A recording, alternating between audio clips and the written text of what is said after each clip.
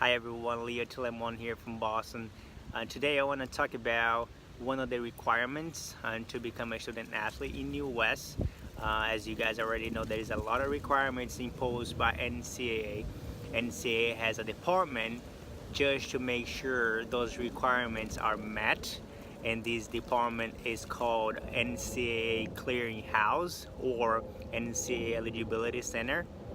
And they're really strict about the requirements. We've seen a lot of people coming to the US thinking that they're gonna play right away just because they got a scholarship from the universities.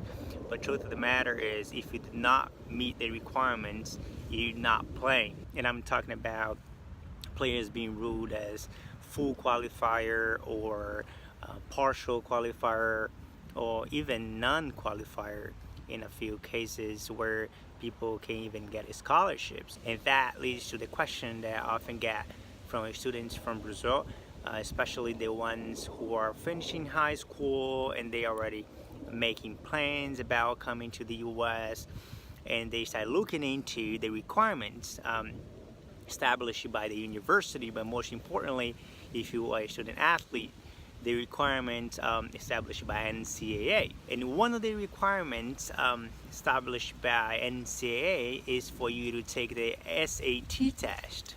The SAT test is commonly known by other student athletes in the US. And the question that people always ask about the SAT test is, what is the minimum requirement for your score to be accepted? What's the minimum score that you have to have in order to be accepted by NCAA and be cleared to play? Well, back in the days, NCAA established, oh, there's a train coming. But anyways, well, back in the days, NCAA set the score of 900. If you do not meet those 900, you used to be ruled as partial qualifier. But now NCAA came up with something called a sliding scale. But what is a sliding scale? A sliding scale is a really helpful tool where you can match your GPA from high school to your SAT score. Now, with that score that you initially would be already ruled as a partial qualifier, now you have the option to match to your GPA from high school, which puts you in a position to be accepted even though you didn't have the 900 previously required by NCAA. We're gonna be talking more about the sliding scale, but at the end of the day, you have to understand that it makes it incredibly easier to be accepted in the college and be ruled as qualifier to play sports. Your GPA in high school has become even more important than before.